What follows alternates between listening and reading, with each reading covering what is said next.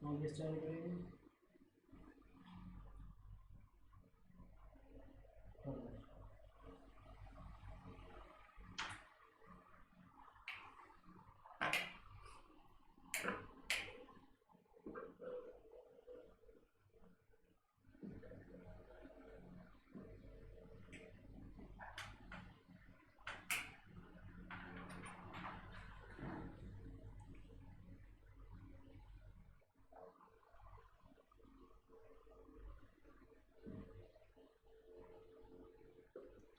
Good evening guys, कैसे हैं आप सभी। स्वागत है आप सभी का नित्या क्लासेस में। मैं हमारे new YouTube channel let's crack TET में। तो देखिएगा गाइस, आज हम डिस्कस करेंगे एक सैम्पल पेपर जो कि होगा आप सभी के लिए सीडीपी का। और इस सैम्पल पेपर में हम देखेंगे कुछ इंपॉर्टेंट क्वेश्चंस। तो आ जाइएगा जल्दी से और देखिएगा किस तरीके के क्वेश्चंस आज की क्लास में आपको मिलने वाले हैं।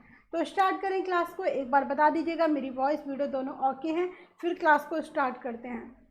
चलिए, तो आज की क्लास में एक सैम्पल पेपर मैंने आप सभी के लिए लिया है। आप देखिएगा, स्वयं अपनी जांच कीजिएगा कि आपने कितना आता है, आपको कितना समझना आता है, कितना आपने सीखा है। ठीक है, तो देखिएगा पहला क्वेश्चन आप सभी के सामने स्क्रीन पर आता हुआ बिना किसी देरी के।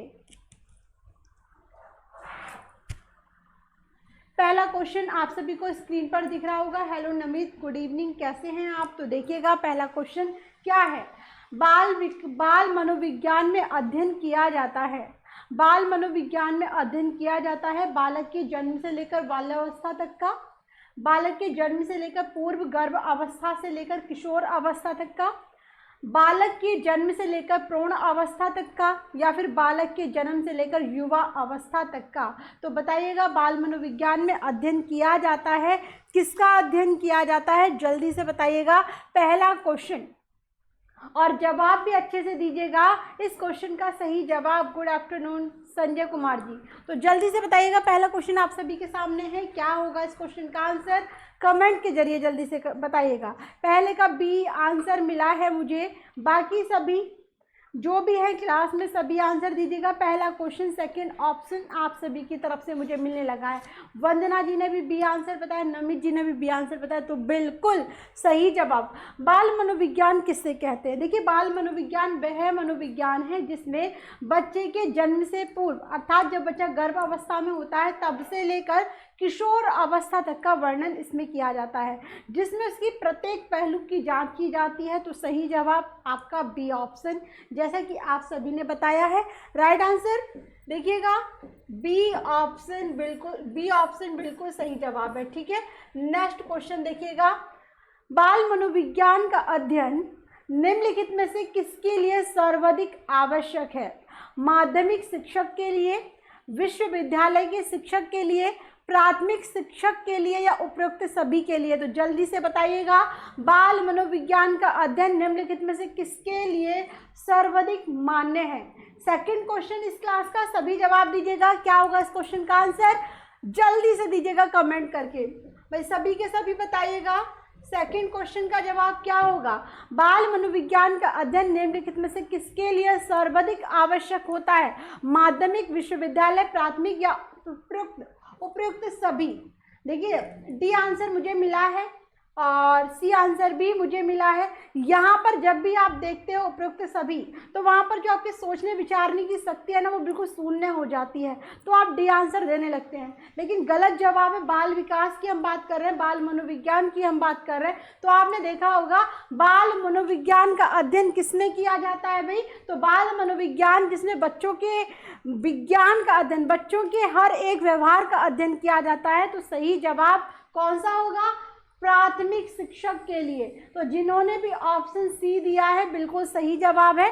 यहाँ पर भी उपयुक्त सभी आ जाए तो उस पर सोच विचार किया कीजिए आप, अन्यथा आपका एक नंबर आते हुए भी गलत हो सकता है। ठीक है ना। तो इस क्वेश्चन का आंसर सही जवाब है फर्स्ट, यानी कि थर्ड ऑप्शन प्राथमिक शिक्षक के लिए। क्योंकि आपने देखा होगा प्राथमिक शिक्षक एक ऐसे शिक्षक होते हैं जिनमें मतलब जिनके अंदर बच्चों को समझने की बहुत अधिक क्षमता होती है, वो बहुत ही धैर्यवान होते हैं। तो राइट आंसर आपका सी ऑप्शन बिल्कुल सही जवाब होगा। ठीक है, चलिए राकेश जी आप यहाँ पे चिंता ना करिए, एमपी टेट के लिए भी है आपका।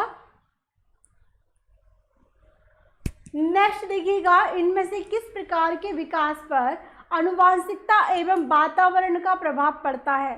सामाजिक विकास, संवेगात्मक विकास, मानसिक विकास, शारीरिक विकास। कुट में आंसर देना है आपको, केवल डी, केवल फर्स्ट एंड सेकंड, केवल फर्स्ट सेकंड थर्ड, या उपरोक्त सभी। सोच विचार करें तब आंसर दें, जल्दी से बताइएगा। सेकंड क्वेश्चन नंबर थर्ड का जवाब आंसर दीजिए सभी के सभी। भाई जल्दी से दीजिएगा जवाब, क्या होगा इस क्वेश्चन का सही आंसर, आंसर कर दीजिएगा। तो यहाँ पर देखिए हम बात करते हैं किसकी, क्वेश्चन नंबर थर्ड का आंसर आप लोगों का आने लगा है और सभी ने मुझे बताया है कि यहाँ पर जो आंसर होगा डी ऑप्शन बिल्कुल सही। यहाँ पर आपने सही से सोच विचार किया है। भाई पूछा है इनमें से किस प्रकार के विकास पर आनुवंशिकता और वातावरण का प्रभाव पड़ता है, तो सामाजिक विकास भी प्रभावित होता है, संवेगात्मक भी, मानसिक और शारीरिक। तो बिल्कुल यहाँ पर डी ऑप्शन एकदम सही जवाब हो जाएगा, जैसा कि आप सभी ने मुझे दिया है। चलिए नेक्स्ट क्वेश्चन की तरफ बढ़ते हैं। देखिएगा, किसी बालक का शारीरिक लक्षण प्रभावित होता है? फर्स्ट, केवल पिता के डीएनए से, सेकंड केवल माता के डीएनए से, थर्ड माता पिता दोनों के डीएनए से, या फिर ना तो माता और ना ही पिता के डीएनए से। तो बताइएगा क्या होगा क्वेश्चन नंबर फोर्थ का जवाब, आंसर दीजिएगा। क्वेश्चन नंबर फोर्थ आप सभी के सामने है, किसी बालक का शारीरिक लक्षण उसे कैसे प्रभावित करता है? तो जल्दी से करिएगा कमेंट, क्या होगा क्वेश्चन नंबर फोर्थ का आंसर। भाई जल्दी जल्दी से बताते जाइएगा, कोई भी प्रॉब्लम आपको आए तो आप मुझे पूछिएगा, ठीक है ना। चलिए तो यहाँ पर आपके आंसर मिलने लगे हैं मेरे। आपने बोला है ऑप्शन सी, यानी कि माता और पिता दोनों के डीएनए से। चलिए तो यहाँ पर कोई डाउट नहीं होना चाहिए, इजी क्वेश्चन है, आराम से हो जाएगा बिना किसी डाउट के। चलिए नेक्स्ट क्वेश्चन देखते हैं। बालक के संपूर्ण व्यवहार की सृष्टि डैश और डैश को अंत्यक्रिया द्वारा होती है। किस लिए? माता पिता के व्यवहार, उसके मित्रों भाई बहनों के व्यवहार, उसके शिक्षकों अभिभावकों के व्यवहार, आनुवंशिकता या वातावरण। तो जल्दी से बताइएगा, बालक के संपूर्ण व्यवहार की सृष्टि किसके द्वारा होती है, ये आपको बताना है। 4 ऑप्शन सही जवाब जल्दी से कर दीजिएगा, आने लगा है। क्वेश्चन नंबर 5 का आंसर भी आप सभी ने मुझे दे दिया है, डी आंसर आप लोगों की तरफ से मुझे मिल रहा है। देखिएगा सही जवाब क्या होता है, देख लेते हैं। भाई आप सभी जानते हैं, मैंने बार बार आपको बताया है कि किसी भी बच्चे का जो व्यक्तित्व है वो उसकी आनुवंशिकता, साथ ही साथ उसकी सामाजिक, उसकी वातावरण की अंतःक्रिया के आधार पर होता है। तो बिल्कुल सही जवाब सही कहा राकेश, आकांक्षा, नमित, बहुत अच्छे से जवाब दिया है सभी ने। डी आंसर एकदम करेक्ट है, आनुवंशिकता एवं वातावरण। आगे देखिएगा, अल्बर्ट बंडूरा के सामाजिक अधिगम सिद्धांत के अनुसार निम्न में से कौन सा सही है? तो फर्स्ट, खेल अनिवार्य है और उसे विद्यालय में प्राथमिकता दी जानी चाहिए। सेकंड, बच्चों के सीखने के लिए मॉडलिंग एक मुख्य तरीका है। थर्ड, अनसुलझा संकट बच्चे को नुकसान पहुंचा सकता है। या फोर्थ, संज्ञानात्मक विकास सामाजिक विकास से स्वतंत्र है। तो देखिएगा और बताइएगा क्या होगा इस क्वेश्चन का आंसर। क्वेश्चन नंबर 6 आपके सामने है, अल्बर्ट बंडूरा का सिद्धांत यानी कि सामाजिक अधिगम का सिद्धांत आप सभी ने पढ़ा है। तो इस क्वेश्चन का आंसर क्या होगा, जल्दी से कमेंट करें और बताएं मुझे। भाई आंसर दीजिएगा और आंसर सभी को ही देना है, जल्दी से बताइएगा। तो यहाँ पे क्वेश्चन नंबर 6 का जवाब आने लगा है। क्वेश्चन का आंसर आपने डी ऑप्शन कहा है, देख लेते हैं। भाई संज्ञानात्मक विकास सामाजिक विकास से स्वतंत्र है। शाबाश शाबाश शाबाश, यानी कि एक ने बताया, 6 का आंसर सबसे पहले दिया है मुझे वंदना जी ने। वंदना ने बताया ऑप्शन डी। उसके अलावा भाई यहाँ पर आकांक्षा, राकेश, संजय, नमित सभी का मानना है ऑप्शन डी। तो मैं आप सभी को बताऊं, इस क्वेश्चन का आंसर ऑप्शन डी बिल्कुल गलत है। संज्ञानात्मक विकास सामाजिक विकास से स्वतंत्र है, यह अल्बर्ट बंडूरा के सिद्धांत को नहीं दर्शाता है, तो गलत हो जाएगा ऑप्शन डी।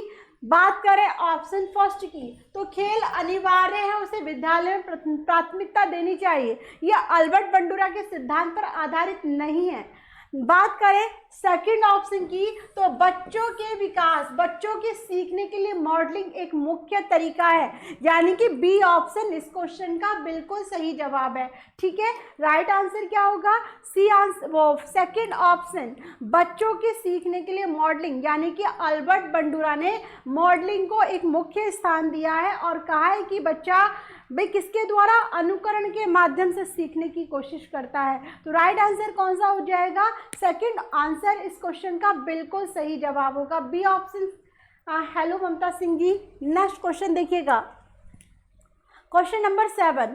इन कथनों में से कौन सा कथन सत्य है, ये आपको बताना है। 4 ऑप्शन देखिएगा।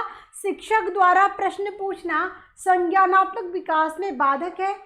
सेकंड, विकास और सीखना समाज सामाजिक संदर्भों से अप्रभावित रहते हैं। थर्ड, शिक्षार्थी एक निश्चित तरीके से सीखते हैं।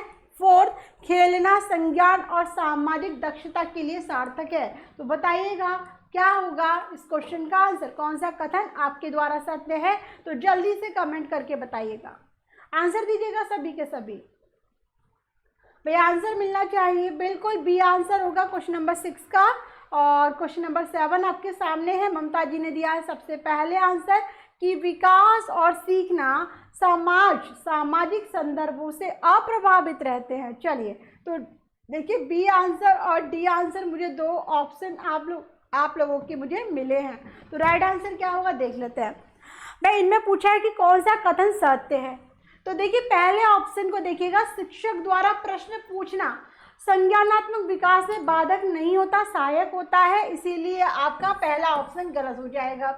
सेकंड ऑप्शन, विकास और सीखना समाज सांस्कृतिक संदर्भों से अप्रभावित नहीं प्रभावित रहते हैं, अप्रभावित दिया हुआ है ममता जी, तो इसीलिए आपका बी ऑप्शन भी गलत हो जाएगा। नेक्स्ट, शिक्षार्थी एक निश्चित तरीके से सीखते हैं, शिक्षार्थी का कोई निश्चित तरीका नहीं होता, वो किसी भी क्रम से सीख सकता है, इसके आधार पर आपका थर्ड ऑप्शन भी गलत है। बात करें खेलना संज्ञान और सामाजिक दक्षता के लिए सार्थक है, बिल्कुल जो खेल को वाइगोत्स्की ने महत्व दिया है कि खेलने से आपकी सामाजिक अंतःक्रिया, समाज के संपर्क में आते हो, एक दूसरे के कल्चर को समझते हो, इसीलिए यहाँ पर आपका डी ऑप्शन बिल्कुल सही जवाब हो जाएगा। ठीक है ना, तो राइट आंसर क्या होगा? जो डी आंसर है आपका बिल्कुल सही है कि खेलना संज्ञान यानी कि आपकी बौद्धिक क्षमता को भी बढ़ाता है, साथ ही साथ सामाजिक दक्षता के लिए भी सार्थक होगा। नेक्स्ट क्वेश्चन देखिएगा, सामाजिकरण है क्या है? सामाजिकरण सामाजिक मानदंडों में परिवर्तन, शिक्षक एवं पढ़ाए गए के बीच में संबंध, समाज के आधुनिकीकरण की प्रक्रिया या फिर समाज के मानदंडों के साथ अनुकूलन। तो फर्स्ट, सेकंड, थर्ड, फोर्थ जल्दी से बताइएगा क्या होगा इस क्वेश्चन का आंसर, आंसर दीजिएगा अंजलि वर्मा। क्वेश्चन नंबर 8 आपके सामने है और इस क्वेश्चन का जवाब सामाजिकरण क्या है ये आपसे पूछा गया है, तो जल्दी से दीजिएगा जवाब, बहुत इजी क्वेश्चन है, गलती बिल्कुल भी मत कीजिएगा। तो सही आंसर आप लोग देख रहे हैं भाई क्या है सामाजिकरण, कि समाज के मानदंडों के साथ अनुकूलन करना, उसके अकॉर्डिंग सीखना। तो यहाँ पे राइट आंसर आपका फोर्थ ऑप्शन बिल्कुल सही है, यहाँ पर कोई डाउट नहीं होना चाहिए, बहुत ईजी क्वेश्चन था ये। नेक्स्ट क्वेश्चन देखिए, जीन पियाजे के अनुसार कितने वर्ष की आयु तक, जीन पियाजे के अनुसार कितने वर्ष की आयु तक के बच्चे में संज्ञानात्मक परिपक्वता का अभाव पाया जाता है? 4 वर्ष, 6 वर्ष, 8 वर्ष या 12 वर्ष? तो जल्दी से बताइएगा फर्स्ट, सेकंड, थर्ड, फोर्थ क्या होगा क्वेश्चन नंबर 8, 9 का जवाब। क्वेश्चन नंबर 9 आप सभी के सामने है, तो बताइएगा गाइस क्या होगा इसका? संज्ञानात्मक, यानी कि जीन पियाजे का जो सिद्धांत है ना, संज्ञानात्मक विकास का सिद्धांत, उसमें परिपक्वता का अभाव कौन सी एज में पाया जाता है ये आपसे पूछा गया है, तो जल्दी से दीजिएगा जवाब। 9 का ए आंसर आप लोगों का मुझे मिला है, बाकी और सभी आंसर दीजिएगा। संज्ञानात्मक परिपक्वता की आप बात करें तो संज्ञानात्मक परिपक्वता किससे कहते हैं? वह परिपक्वता जिसमें आपके बौद्धिक, मानसिक बौद्धिक एवं मानसिक विकास को इसमें शामिल किया गया है। तो यहाँ पर दो आंसर आप लोगों के मुझे मिल रहे हैं, option first and option second. Option first की बात करें तो आप देखेंगे कि इसमें 4 वर्ष दिया हुआ है। दूसरा है ऑप्शन 6 यानी कि 6 वर्ष दिया है। तो देखिए आपने देखा होगा 4 स्टेज में इसको बांटा गया है, 0 से 2 वर्ष है ना, 2 से 7 वर्ष, 7 से 11, 11 से 15। तो यहाँ पर हम देखें कि संज्ञानात्मक परिपक्वता का अभाव, तो आपने देखा होगा 0 से 2 वर्ष बच्चे का बौद्धिक विकास नहीं होता, वो इंद्रियों के माध्यम से समझने की कोशिश करता है। 2 से 7 वर्ष, 2 से 7 वर्ष में भी किसका संज्ञानात्मक परिपक्वता का अभाव पाया जाता है। लेकिन जब मूर्त संक्रियात्मक अवस्था होती है तो उसमें बच्चा तर्क करने लगता है वस्तुओं को देखकर। तो राइट आंसर क्या हो जाएगा? राइट आंसर आपका 6 वर्ष यानी कि ऑप्शन सेकंड बिल्कुल सही जवाब होगा।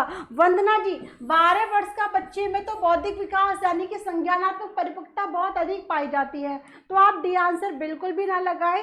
आपने देखा होगा ये अवस्था औपचारिक संक्रियात्मक अवस्था के अंतर्गत आती है। तो राइट आंसर क्या होगा? राइट आंसर आपका 6 वर्ष जो पूर्व संक्रियात्मक अवस्था के अंतर्गत आता है, जिसमें बौद्धिक क्षमता का अभाव पाया जाता है, संज्ञानात्मक परिपक्वता का अभाव पाया जाता है। तो क्लियर हो गया होगा। आगे चले, नेक्स्ट क्वेश्चन देखिएगा। बच्चों के विकास से संबंधित निर्माण एवं खोज का सिद्धांत निम्न में से किसने दिया है? तो देखिएगा, स्किनर, वाइगोस्की, जीन पियाजे और कॉलबर्ग। तो जल्दी से बताइएगा क्या होगा क्वेश्चन नंबर 10 का आंसर। क्वेश्चन नंबर 10 आपके सामने है और आपको बताना है कि इस क्वेश्चन का सही जवाब क्या है। आंसर दीजिएगा सभी के सभी और बताएं कि सही आंसर। भाई बच्चों के विकास से संबंधित निर्माण एवं खोज का सिद्धांत निम्न में से किसने दिया था? तो आपने पढ़ा होगा निर्माण एवं खोज का सिद्धांत। तो जल्दी से दीजिएगा भाई कौन है इसके प्रतिपादक। तो आंसर मिलने लगा है, सभी को इसके बारे में पता है। बहुत अच्छे से जवाब यानी कि सी आंसर आप लोगों की तरफ से मिला है। तो बिल्कुल सत्य का निर्माण एवं खोज का सिद्धांत जो दिया है वो जीन पियाजे ने दिया है। और इस सिद्धांत से प्रभावित होकर नैतिक विकास का सिद्धांत किसने दिया है? कॉलबर्ग ने दिया था। आगे देखिएगा नेक्स्ट क्वेश्चन, क्वेश्चन नंबर 11। बच्चों की आधारहीन आत्मचेतना का संबंध उसके विकास की किस अवस्था से संबंधित है? तो पूर्व बाल्यावस्था, बाल्यावस्था, किशोर बाल्य अवस्था या इनमें से कोई नहीं। तो देखिएगा बच्चों में आधारहीन आत्मचेतना का संबंध उसके विकास की किस अवस्था से माना जाता है? जल्दी से बताइएगा क्वेश्चन नंबर 11 का आंसर। भाई जल्दी से बताएं, कमेंट करें क्या होगा इसका सही जवाब। क्वेश्चन नंबर 11 आप सभी के सामने है। अंजलि वर्मा, संजय और आकांक्षा जो भी क्लास में है सभी के सभी जवाब दीजिएगा। तो देखिएगा यहाँ पर 11 का फर्स्ट ऑप्शन पूर्व बाल्य अवस्था। बाकी और भाई जल्दी से बताइएगा ए आंसर। भाई बताइएगा ए आंसर आप लोगों का मुझे मिल रहा है। देख लेते हैं क्या है इसका सही जवाब। कोई और है जो इस क्वेश्चन का आंसर देना चाहेगा? भाई बताइएगा, भाई जल्दी से बताइए। क्वेश्चन नंबर 11 का मुझे फर्स्ट ऑप्शन मिला है पूर्व बाल्यावस्था। तो यहाँ पर किसी ने भी नहीं बताया कि इस क्वेश्चन में किसी को कोई भी डाउट नहीं है कि बच्चों में आधारहीन आत्मचेतना का संबंध उनके विकास की किस अवस्था से है। तो आप जानते हैं बाल्यावस्था से भी नहीं होगा, डी ऑप्शन भी नहीं होगा। क्या सी आंसर ठीक है? किशोर अवस्था। मैम बी लग रहा है। तो ममता जी ने कहा है मैम बी लग रहा है। भाई जल्दी से बताइएगा। मैंने आपको बताना है कि बी भी नहीं होगा, साथ के साथ डी भी नहीं होगा। आप पूर्व और किशोर अवस्था दो ऑप्शन आपके सामने हैं। अब देखिए क्वेश्चन क्या कहता है कि बच्चों में किसी भी प्रकार की आधारहीन प्लस आत्मचेतना का संबंध, उनकी आत्मचेतना का संबंध उसके विकास की किस अवस्था से माना जाता है। ये आंसर है, क्वेश्चन है आपका। तो बताइएगा फर्स्ट ऑप्शन ठीक है या थर्ड ऑप्शन ठीक है? भाई बताइए सभी। आप लोगों से कुछ पूछा जा रहा है तो क्या श्योर है फर्स्ट आंसर बिल्कुल सही है? भाई बताइएगा। किसी को कोई डाउट? भाई बताइए फर्स्ट या थर्ड कौन सा होगा सही जवाब? देखिएगा, एक तो देखिए आधारहीन, दूसरा देखिएगा आत्मचेतना। यदि आप इसके बारे में जानते हैं तो आपका आंसर बिल्कुल सही हो जाएगा। चलिए मैम, और हमें नहीं पता। चलिए अंजलि जी कहते हैं कि मैम हमें नहीं पता, आप बताइए। तो इस क्वेश्चन के सही जवाब की बात करें तो देखिए, बच्चों में किसी भी प्रकार की जो प्रवृत्ति होती है, सीखने समझने सोचने विचारने की जो क्षमता पाई जाती है, वो आत्मचेतना के अंतर्गत आती है। आत्मचेतना पूर्व संक्रियात्मक अवस्था में होती है, ये कहा है मुझे राजकुमार जी ने। चलिए तो बात करें यहाँ पर राइट आंसर, आप बिल्कुल श्योर हैं यहाँ पर, यानी कि आपका फर्स्ट ऑप्शन संक्रियात्मक अवस्था 100%। चलिए तो यहाँ पे राइट आंसर आपका फर्स्ट ऑप्शन पूर्व वाला अवस्था बिल्कुल सही जवाब हो जाएगा, किसी को कोई भी डाउट नहीं है। चलिए ए ऑप्शन बिल्कुल सही है। अंजलि जी एकदम श्योर होके बोलें कि हाँ मैम हमें पता है, ये वर्ड बिल्कुल भी मत बोलिए कि हमें नहीं पता, ठीक है ना। आगे देखें क्वेश्चन नंबर 12, वाइगोत्स्की के अनुसार किसी बालक के विकास में सबसे महत्वपूर्ण योगदान निम्न में से किसका होता है? परिवार का, विद्यालय का, समाज का या धर्म का? तो जल्दी से बताइएगा क्या होगा इस क्वेश्चन का आंसर। भाई क्वेश्चन नंबर 12 आपके सामने है। वाइगोत्स्की के अनुसार किसी बालक के विकास में सबसे महत्वपूर्ण योगदान किसका माना है? परिवार का माना है, विद्यालय का माना है, समाज का माना है या फिर धर्म का माना है? आंसर दीजिएगा।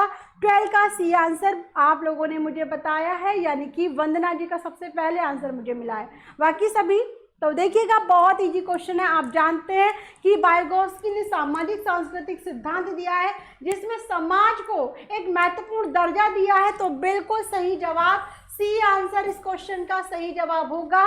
नेक्स्ट क्वेश्चन बिना किसी देरी के देखिएगा, बहुबुद्धि सिद्धांत निम्नलिखित निहितार्थ मानी गई है शिवाय किसके? संवेगात्मक बुद्धि, बुद्धि लब्धि से संबंधित नहीं है। सेकंड, बुद्धि प्रक्रमण संक्रियाओं का एक विशिष्ट समुच्चय है जिसका उपयोग एक व्यक्ति द्वारा समस्या समाधान के लिए किया जाता है।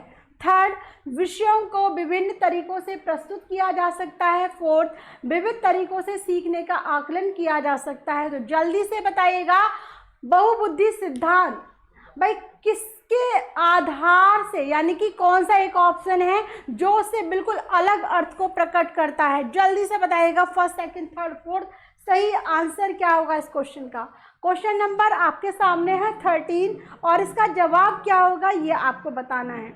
तो यहाँ पर देखिए आंसर मिलने लगा है, ए आंसर भी मिल गया है, बी आंसर भी मिला है आप लोगों का। बाकी सभी भाई कौन कौन है आंसर देने के लिए तैयार, तो बताइएगा ए आंसर।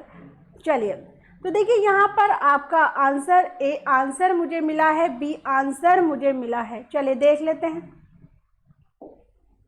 देखिए इसका अर्थ होता है छिपा हुआ होना, छिपा हुआ, ठीक है, छिपा हुआ होना। तो बहुबुद्धि सिद्धांत निम्नलिखित में से छुपा देता है सिवाय किसके? तो यहाँ पर आप लोगों ने बोला है कि संवेदात्मक बुद्धि, बुद्धि लब्धि से संबंधित नहीं है। तो देखिए गाइस मैं आपको बता दूं ये ऑप्शन गलत है।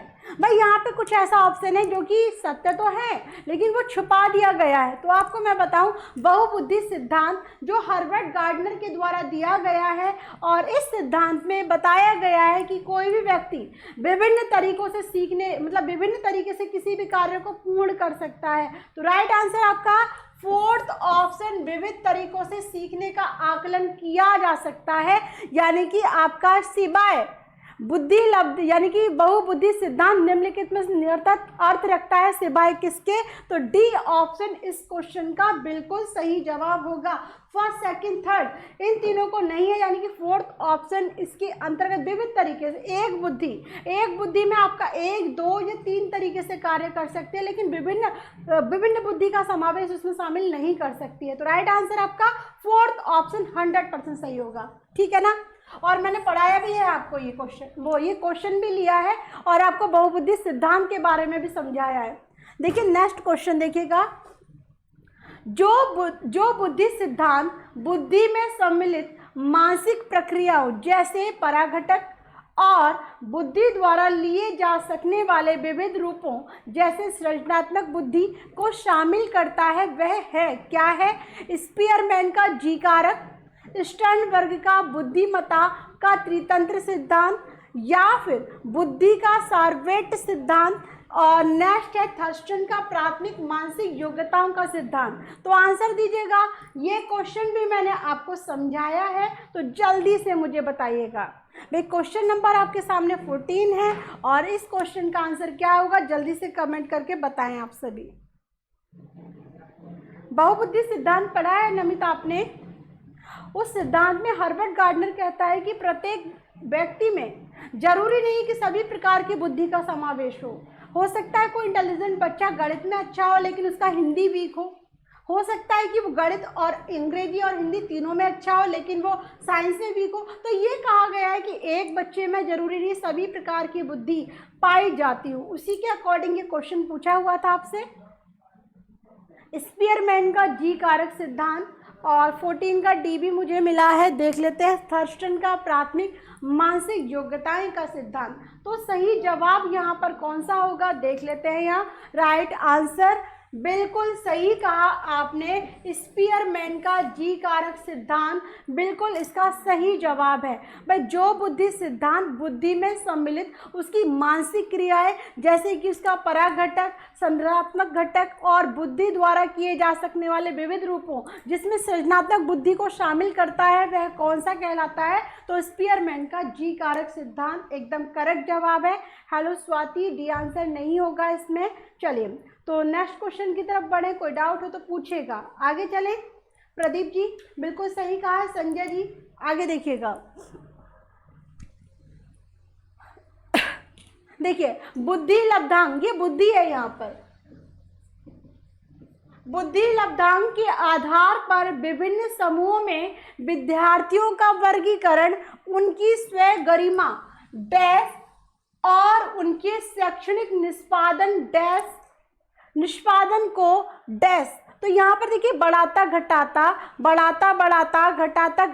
घटाता प्रभावित नहीं करता है। क्वेश्चन को एक बार ढंग से पढ़ लीजिएगा, है ना। जब तक क्वेश्चन नहीं पढ़ेंगे समझ में नहीं आएगा। पहला जो शब्द है ना वो बुद्धि लिखा हुआ है वहाँ पर। बुद्धि लब्धांक के आधार पर विभिन्न समूहों में विद्यार्थियों का वर्गीकरण उनकी स्वयं गरिमा को डैश है, उनके शैक्षणिक निष्पादन को डैश है, ये आपको बताना है। तो देखिए बी आंसर मुझे मिलने लगा है। देख लेते हैं, पहले कमेंट करो फिर देखते हैं बाद में सही जवाब क्या होगा। बी।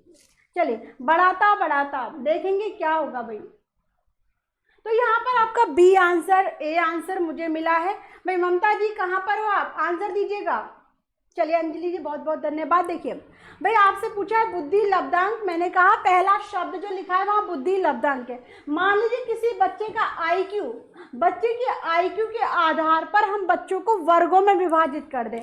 हम बोले कि भाई यहाँ पर आपका 110 से जिसका बुद्धि लब्धांक 110 है और 10 से ऊपर है उनका एक वर्ग बना लो, और जिसका 90 के आसपास है उसे एक वर्ग में शामिल कर दो, 90 से कम वाले हैं उनका एक वर्ग शामिल कर दो। यदि हम किसी बच्चे को, प्रतिभाशाली बच्चों को एक तरफ, सामान्य बच्चों को एक तरफ, मंदबुद्धि वाले बच्चों को एक तरफ, यदि इस तरीके से वर्ग में विभाजित कर लेंगे, विभिन्न वर्गों में विद्यार्थियों का वर्गीकरण उनकी स्वयं गरिमा को, बट जब हम बुद्धि के आधार पर बच्चों को पढ़ाएंगे तो क्या उनके स्वयं गरिमा को बढ़ाएगा? बिल्कुल भी नहीं बढ़ाएगा। क्या करेगा?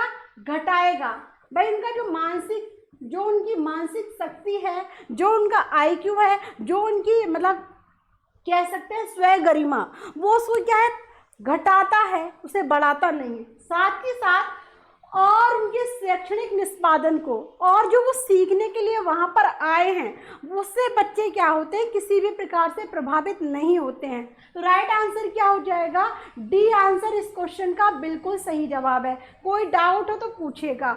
बुद्धि लब्धांक के आधार पर विभिन्न समूह में विद्यार्थियों का वर्गीकरण उनकी स्वयं गरिमा को घटाता है और उनके शैक्षणिक निष्पादन को प्रभावित नहीं करता है। ऐसे बच्चे पढ़ नहीं पाते हैं, कुछ भी नहीं सीख पाते हैं। क्यों? क्योंकि उनको कहीं ना कहीं हीन भावना उनके मन में घर कर जाती है। उन्हें लगता है कि यहाँ पर बुद्धि के आधार पर बच्चों को पढ़ाया जा रहा है, समझाया जा रहा है, तो वो किसी भी प्रकार से वहाँ पर प्रभावित नहीं हो पाते हैं। तो राइट आंसर क्या होगा? डी आंसर 100% बिल्कुल सही जवाब होगा। ठीक है वंदना, सी नहीं होगा, डी आंसर इस क्वेश्चन का बिल्कुल सही जवाब है। क्लियर, समझ में आया? आगे देखिएगा, निम्नलिखित में से कौन सा कथन बच्चे के विकास में परिवेश की भूमिका का समर्थन करता है? तो देखिएगा, कुछ शिक्षार्थी सूचनाओं का जल्दी प्रक्रमण करते हैं, कुछ शिक्षार्थी सूचनाओं का जल्दी प्रक्रमण करते हैं जबकि उसी कक्षा के अन्य विद्यार्थी ऐसा नहीं कर पाते। सेकंड, पिछली कुछ शताब्दी है ये, ठीक है, पिछली कुछ शताब्दियों में बुद्धि लब्धि परीक्षाओं में शिक्षार्थियों के औसत प्रदर्शन में लगातार वृद्धि हुई है, औसत प्रदर्शन में लगातार वृद्धि हुई है। थर्ड, एक समान जुड़वा बच्चे जिनका लालन पालन विभिन्न घरों में हुआ है जबकि बुद्धि लब्धि 0.75 के उच्च समान है। नेक्स्ट है, शारीरिक रूप से स्वस्थ बच्चे अक्सर नैतिक रूप से अच्छे पाए जाते हैं। तो एक बार क्वेश्चन को पढ़ लीजिएगा, फिर आंसर दीजिएगा क्या होगा क्वेश्चन नंबर 16 का जवाब। भाई पढ़ लें और जवाब दें। क्वेश्चन नंबर 16 क्या कहता है ये आप देखिएगा और मुझे बताइएगा, जल्दी से दीजिएगा जवाब, क्या होगा इस क्वेश्चन का सही आंसर। आप सभी के सभी कमेंट करें, बस जल्दी से बताइएगा। क्या पूछ रहे हैं आप? निष्पादन का अर्थ, निष्पादन का अर्थ पूछा है आकांक्षा। इसे कहा जाता है किसी भी प्रकार से किसी भी कार्य को पूरा करने के लिए, या फिर कह सकते हैं निष्पन्न करना, उसको कह सकते हैं कंप्लीट करना, ठीक है। तो यहाँ पर देखिए क्वेश्चन नंबर 16 का सी आंसर मिला है। एक समान जुड़वा बच्चे जिनका लालन पालन भिन्न भिन्न घरों में हुआ है, उनकी बुद्धि लब्धि 0.75 के समान उच्च मानी गई है। भाई ये आंसर कहाँ से आ जाएगा? बी आंसर को भी देख लेते हैं। पिछली कुछ शताब्दियों में बुद्धि लब्धांक परीक्षाओं में शिक्षार्थियों के औसत प्रदर्शन में लगातार वृद्धि हुई। देखिए, निम्नलिखित में से कौन सा कथन बच्चे के विकास में परिवेश की भूमिका का समर्थन करता है, यानी कि जिस परिवेश में बच्चा रहता है उसका समर्थन करता है। तो उसके अकॉर्डिंग कौन सा आंसर सही होगा? बिल्कुल, जिन्होंने भी मुझे बी ऑप्शन दिया है ना, एकदम करेक्ट है कि पिछली कुछ शताब्दियों में बुद्धि लब्धांक परीक्षा में शिक्षार्थियों के औसत प्रदर्शन में लगातार वृद्धि हुई है। उनके सीखने के समझने में बहुत ही क्या है अंतर आपको देखने को मिला होगा। राइट आंसर बी ऑप्शन बिल्कुल सही कहा संजय एसके मिश्रा, जल्दी से जवाब दीजिएगा। तो इस क्वेश्चन का आंसर क्या हो जाएगा? सेकंड आंसर इसका सही जवाब होगा, थर्ड नहीं होगा, ठीक है। आगे चले, नेक्स्ट देखिएगा, बच्चे द्वारा संकल्पना निर्माण के संबंध में निम्नलिखित में से कौन सा कथन सही है? तो देखिएगा, संकल्पनाएं संवेगात्मक रूप से स्वव्यवस्थित होती हैं। सेकंड, संकल्पना विकास की एक निश्चित संरचनात्मक व्यवस्था होती है। थर्ड, संकल्पनाओं की प्रकृति पदानुक्रमिक नहीं होती है। या फिर फोर्थ, संकल्पनाएं व्यक्तिगत नहीं होती। भाई आपको बताना है तो जल्दी से देख लीजिएगा, संकल्पना निर्माण क्या है ये और इसमें से कौन सा कथन इसके अकॉर्डिंग सही होगा ये आपको बताना है, जल्दी से दीजिएगा। भाई जवाब दीजिएगा। क्वेश्चन नंबर 17 आपके सामने है और राइट आंसर ये आपको बताना है। क्वेश्चन नंबर 17 का आंसर मुझे नमित जी की तरफ से सबसे पहले मिला है, बी आंसर इन्होंने मुझे दिया है। इसके अलावा ए आंसर भी मुझे मिला है। देखते हैं सही जवाब क्या होगा, ठीक है। अंजलि जवाब दीजिएगा। स्वाति कुमारी जी ने बताया ए ऑप्शन, वंदना जी ने बताया ए आंसर। चलिए तो देखते हैं सही जवाब क्या है। तो यहाँ पर देखिए, बच्चे द्वारा संकल्पना जिसमें किसी भी प्रकार का चिंतन करना, तर्क करना, मनन करना, अपने मतलब जो भी आपके विचार हैं उनको शामिल करना। तो उस बच्चे द्वारा संकल्पना निर्माण के संबंध में निम्नलिखित में से कौन सा कथन सही है ये पूछा है आपसे। तो देखिए, वो संकल्पनाएं संवेगात्मक रूप से स्वव्यवस्थित होती हैं, यानी कि व्यवस्थित क्रम से होती हैं। एक है नेक्स्ट है, संकल्पना विकास की एक निश्चित संरचनात्मक व्यवस्था होती है। तो यहाँ पर सही जवाब क्या होगा? दो ऑप्शन आपके सामने हैं। तो सही जवाब गाइस जो आपका इस क्वेश्चन के अकॉर्डिंग है वो है आपका बी ऑप्शन, ए नहीं है, क्योंकि व्यवस्थित क्रम से, सुव्यवस्थित क्रम से आप नहीं मान सकते हैं। लेकिन हाँ, ये जरूरी है कि वो निश्चित संरचनात्मक की व्यवस्था को प्रदर्शित करती है। एक तर्क दूसरे तर्क के आधार पर आप अपने आंसर क्वेश्चन का समाधान ढूंढते हैं, और एक आंसर मुझे लगता है कि सिर्फ और सिर्फ मुझे एक आंसर मिला है नमित जी की तरफ से, बाकी सभी ने ए ऑप्शन बताया है। तो देखिए क्वेश्चन पे फोकस करें मिश्रा जी, सही जवाब क्या होगा? बी आंसर इस क्वेश्चन का बिल्कुल सही जवाब है। ठीक है, कोई दिक्कत हो तो आप पूछिएगा। चलिए, एक विद्यार्थी कहता है उसका दादा आया है। एक शिक्षक होने के नाते आपकी प्रतिक्रिया होनी चाहिए क्या? अच्छा, उसके दादाजी आए हैं। बच्चे, आप सही वाक्य क्यों नहीं बोल रहे? थर्ड, दादा आया है की जगह पर दादाजी आए हैं कहना चाहिए। फोर्थ, आप अपनी भाषा पर ध्यान दीजिए। तो देखिएगा और बताइएगा क्या होगा इस क्वेश्चन का आंसर। भाई यहाँ पर मैं आपकी कमेंट्स नहीं पढ़ पा रही हूँ एस के मिश्रा जी, तो मुझे नहीं पता कि आप किसके बारे में बात कर रहे हैं। तो क्वेश्चन नंबर 18 का मैंने आपसे पूछा है कि एक विद्यार्थी कहता है उसका दादा आया है।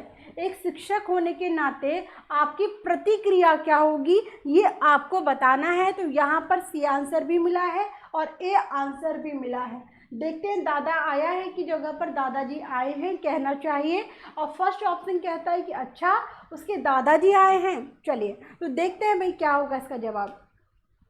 सी अंजलि वर्मा जी ने भी सी आंसर दिया है। देखिए, एक विद्यार्थी कहता है, यानी कि विद्यार्थी छोटा है, ठीक है, प्राथमिक लेवल का है, वो कहता है कि उसका दादा आया है। तो एक शिक्षक होने के नाते आपकी प्रतिक्रिया क्या होगी ये पूछा है यहाँ पर। तो यहाँ पर पहला ऑप्शन देखते हैं, अच्छा उसके दादाजी आए हैं। तो ये ऐसी प्रतिक्रिया है जो हम स्वयं एक शिक्षक होने के नाते बोलते हैं। तो वहाँ पर क्या होगा, यदि हमने किसी सेंटेंस को बिल्कुल सही से बोला कि भाई अच्छा उसके दादाजी आए, तो दूसरी बार जब बच्चा वो आंसर देगा ना, तो वो ये नहीं कहेगा कि उसके दादा आया है, वो यही बोलेगा हाँ सर उसके दादाजी आए हैं। तो वहाँ पर क्या है, बच्चे को टोका नहीं, किंतु बच्चे में क्या है, परिवर्तन लाया। तो यहाँ पर आप किसी वाक्य को स्वयं जब बोलेंगे तो बच्चा उसमें स्वयं परिवर्तन करेगा। तो यहाँ पे राइट आंसर आपका फर्स्ट ऑप्शन हो जाएगा, थर्ड ऑप्शन नहीं होगा। यहाँ पर क्या है, भी दादा आया है की जगह पर दादाजी आए हैं, ये आप क्या है बच्चे को रोक रहे हैं, तब जाके बच्चे को आप समझा रहे हैं, लेकिन ये गलत है। आप किसी भी कार्य को स्वयं करें, बच्चा आपको देखकर वो स्वयं करने की कोशिश करेगा। तो यहाँ पे राइट आंसर आपका फर्स्ट ऑप्शन होगा, ना कि थर्ड। ठीक है, नेक्स्ट क्वेश्चन देखिएगा। भाषा में अर्थ की सबसे छोटी इकाई किसे मानी जाती है ये आपको बताना है। तो स्वनिम, संकेत, प्रयोग, विज्ञान, वाक्य या रूपिम। तो देखिएगा और जल्दी से दीजिएगा जवाब क्या होगा इस क्वेश्चन का सही आंसर। क्वेश्चन नंबर 19 आपके सामने है और इस क्वेश्चन का आंसर भाषा की सबसे छोटी इकाई किसे कहते हैं गाइस, तो आपको बताना है, जल्दी से दीजिएगा जवाब। भाई आंसर दीजिएगा, कौन सी है भाषा की सबसे छोटी इकाई? पढ़ाया है तो गलत मत करना बिल्कुल भी। चलिए, स्वाति जी ने फर्स्ट ऑप्शन दिया है और यहाँ पर नमित जी का भी आंसर मिला है कि स्वर्णिम। तो बिना किसी मतलब डाउट के मैं आपको बता दूं, भाषा की सबसे छोटी इकाई स्वर्णिम ही होती है।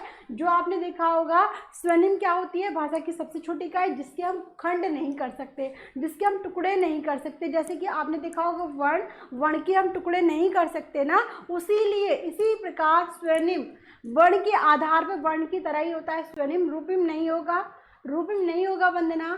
ठीक है, देखिए रूपिम क्या होता है मैं आपको बता दूं। इन दोनों के बारे में यदि आप समझेंगे ना तो बहुत अच्छे से आगे से आपको दिक्कत नहीं होगी।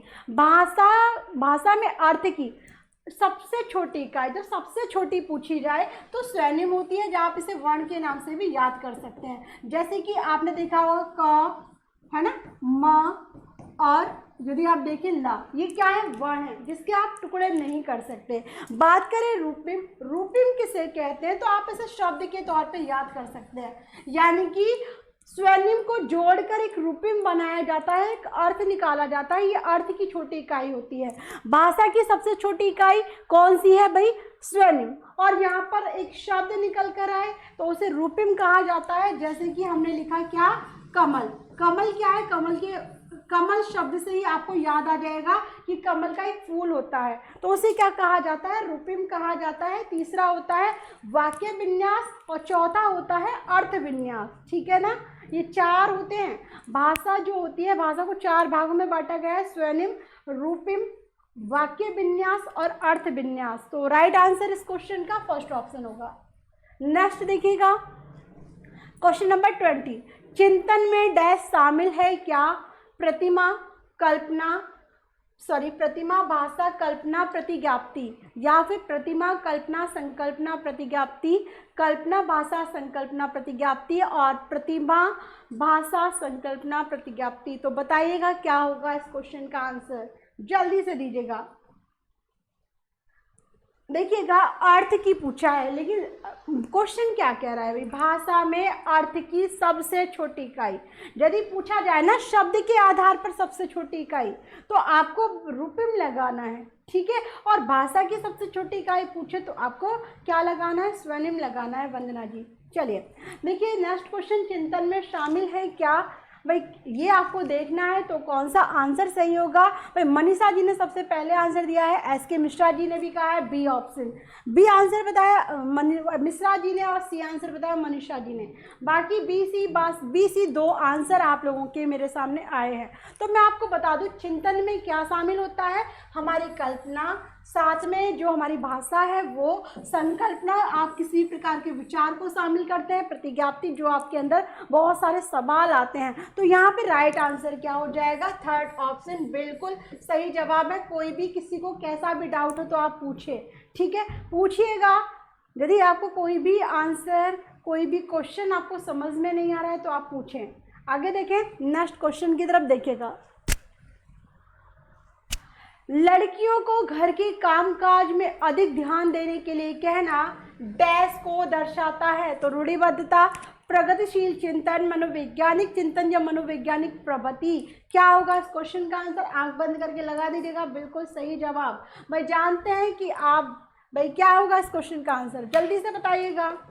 क्वेश्चन नंबर 21 आपके सामने है और इस क्वेश्चन का जवाब क्या होगा ये आप सभी को कमेंट के जरिए मुझे देना है, दीजिएगा जल्दी से।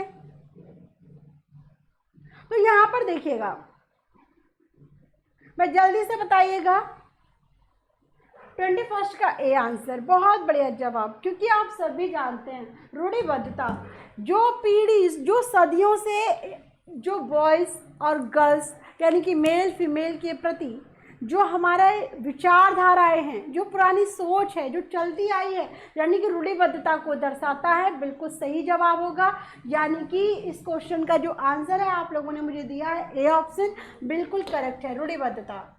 चलिए नेक्स्ट, राज्य स्तर की एकल गायन प्रतियोगिता के लिए विद्यार्थियों को तैयार करते समय एक विद्यालय लड़कियों को वरीयता दर्शाता है। भाई किसके आधार पर, लैंगिक पूर्वाग्रह के आधार पर, वैश्विक प्रवृत्तियों के आधार पर, प्रगतिशील चिंतन के आधार पर या प्रयोजनात्मक उपागम के आधार पर। तो जल्दी से देखिएगा क्वेश्चन नंबर 23 का क्या होगा सही जवाब, आंसर बताइएगा।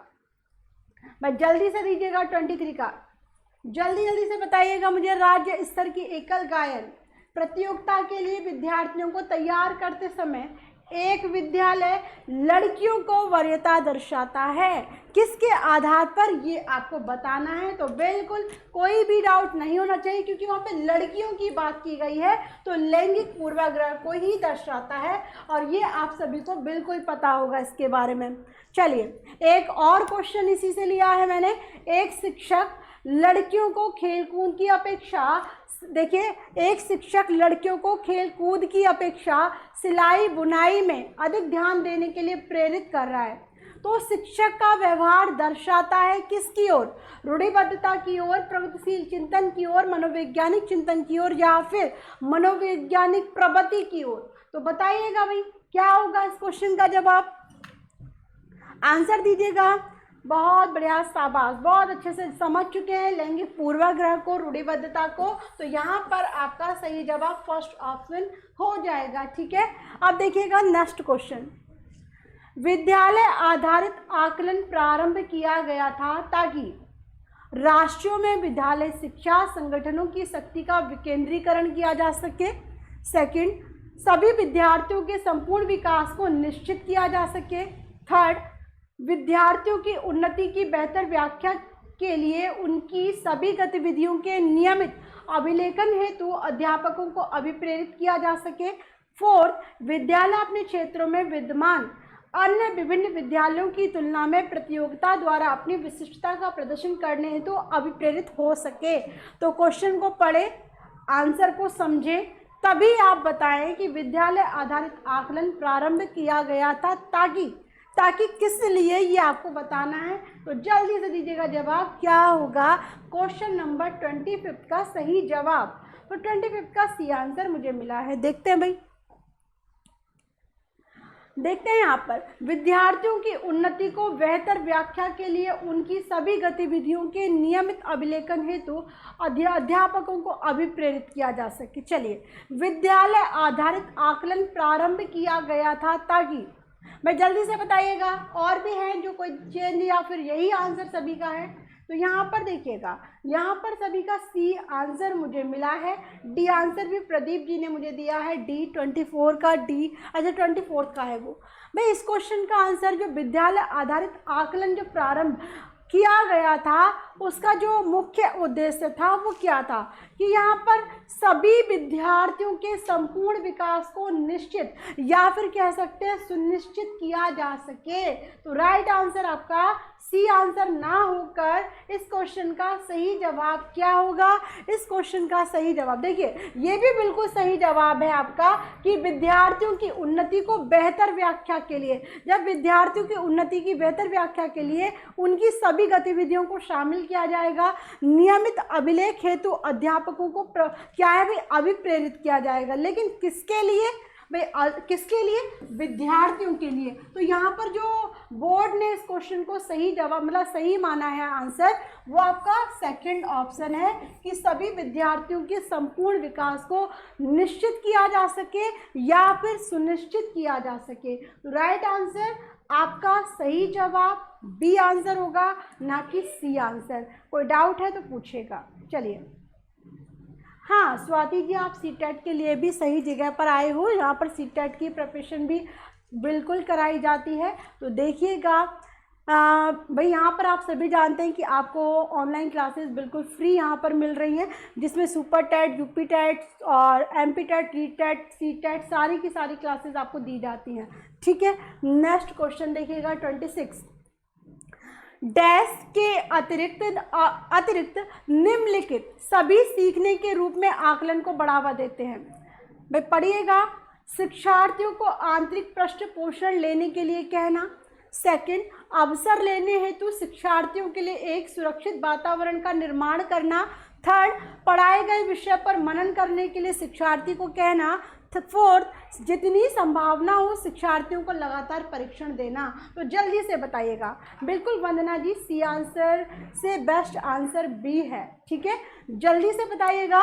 26 आपके सामने है। यहाँ पर आपको बताना है कि अतिरिक्त निम्नलिखित सभी सीखने के स्वरूप में आकलन को बढ़ावा देते हैं, यानी कि एक ऐसा ऑप्शन है जो बढ़ावा नहीं देता है, अर्थात 3 ऑप्शन बिल्कुल सही हैं। तो जल्दी से बताइएगा 26 का क्या होगा सही जवाब।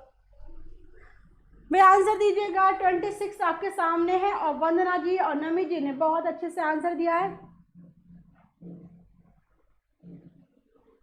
हाँ, होता है अंजलि जी, ऐसा होता है क्योंकि आप लोग जब कोई एक आंसर देता है तो आप लोग सोचते हैं और सोच विचार के आधार पर आपको वही आंसर सत्य लगता है। तो मुझे कहीं ना कहीं लगता है कि आप लोग एक दूसरे के पीछे भी चलते हैं, और यदि आप सही हैं तो आप अपने क्वेश्चन को, अपने आंसर को बिल्कुल अटल रहें कि मेरा आंसर सही है। ठीक है ना। चलिए, तो देखिए, जितनी संभावना हो शिक्षार्थियों का लगातार परीक्षण लेना के अतिरिक्त निम्नलिखित सभी सीखने के रूप में आकलन को बढ़ावा देते हैं। ये बिल्कुल सत्य बात है। तो यहाँ पर डी आंसर क्या है, जो उसके विपरीत है। तो राइट आंसर फोर्थ ऑप्शन बिल्कुल सही आंसर है। प्रदीप जी बहुत बढ़िया। नेक्स्ट देखिएगा, व्यापक एवं सतत मूल्यांकन के अंतर्गत निम्नलिखित में से कौन सा कार्य नहीं किया जाता। तो देखिएगा, इनमें परीक्षा परिणामों का विश्लेषण और व्याख्या वैज्ञानिक तरीके से किया जाता है। सेकंड, इनमें परीक्षा के प्राप्तांकों के आधार पर विद्यार्थियों को उत्तीर्ण अथवा अनुत्तीर्ण किया जाता है। थर्ड, इनमें बच्चों पर पड़ने वाले दबावों को कम किया जाता है। फोर्थ, मूल्यांकन को व्यापक एवं नियमित बनाया जाता है। तो देखिएगा, बहुत अच्छा क्वेश्चन है। क्या होगा 27 का सही जवाब? तो जल्दी से दीजिएगा, बस जल्दी जल्दी से बताइएगा 27 का क्या होगा आंसर। अच्छा, कोई भी कॉपी नहीं करता, अच्छे बच्चे हैं आप, बहुत बढ़िया। वंदना जी, होना भी चाहिए, कॉपी नहीं करना चाहिए, जो आपको लगता है आप उसी पर अटल रहे, ठीक है। तो यहाँ पर देखिए बहुत अच्छे से जवाब मिला है। संजय, वंदना जी ने बी ऑप्शन दिया है, जबकि प्रदीप जी ने बताया सी आंसर। इस क्वेश्चन का आंसर बिल्कुल बी आंसर। इनमें विद्यार्थी के प्राप्तांकों के आधार पर विद्यार्थियों को उत्तीर्ण अथवा अनुत्तीर्ण किया जाता है। देखिए कौन सा कार्य नहीं किया जाता है, तो ये कार्य नहीं किया जाता है। तो राइट आंसर आपका ऑप्शन नंबर सेकंड, ठीक है। एक और क्वेश्चन ले लेते हैं, इसके बाद हम क्लास को समाप्त करते हैं। 28 क्वेश्चन है डिस्कस किए जाएंगे। देखिएगा, निम्नलिखित में से कौन सा सतत एवं व्यापक मूल्यांकन का एक उपकरण या साधन माना गया है। तो निरीक्षण, प्रश्नावली, जांच सूची। कुट में आंसर देना है, केवल ए, केवल बी, केवल सी, या फिर ये सभी। तो जल्दी से बता दीजिएगा, ये सभी वाला क्वेश्चन आपको मिला है, यानी कि भाई जल्दी से बताइएगा, 1 नंबर बिल्कुल फ्री में आपको मिलेगा, क्योंकि आप जानते हैं ये सभी आते बल्ले बल्ले हो जाती है और आप लोग डी आंसर को देते हैं। तो राइट आंसर क्या होगा 28 का, जल्दी से बताइएगा भाई। निम्नलिखित में से कौन सा सतत एवं व्यापक मूल्यांकन का एक उपकरण या साधन माना गया है, ये आपसे पूछा है। तो उसमें प्रश्नावली को शामिल किया जाता है, निरीक्षण को शामिल किया जाता है, जांच सूची को, इन तीनों को। जल्दी से बताइएगा। स्वाति कुमार जी ने डी आंसर, नमित जी ने डी आंसर दिया है। तो देखिएगा, बिना किसी उलझन के डी आंसर को एकदम करेक्ट माना गया है, यानी कि ये सभी की सभी सतत और व्यापक मूल्यांकन के अंतर्गत आते हैं, ये उपकरण है इसके। तो राइट आंसर ए भी है, बी भी और सी भी है। तो यहाँ पे डी आंसर क्या हो जाएगा, सही जवाब। तो गाइज आज की क्लास में 28 क्वेश्चन ये डिस्कस किए जाएंगे। तो कैसे लगे क्वेश्चन, कितना समझ में आया? अच्छा लगा हो तो क्लास में आइएगा, और आपकी मर्जी है लाइक करें या ना करें, ये आपके ऊपर डिपेंड करता है, लेकिन क्लास में डेली आइएगा यदि समझ में आपको आता है। कल क्लास होगी 11 बजे हिंदी नित्या चैनल पर, और सेकंड क्लास होगी लेट्स क्रैक टेट यानी कि हमारे न्यू चैनल पर सीडीपी की। तो thank you so much guys, पढ़ते रहिएगा, ऐसे ही पढ़ते रहिएगा, सेफ रहिएगा, घर पे रहिएगा, सुरक्षित रहिएगा। Thank you so much, bye bye.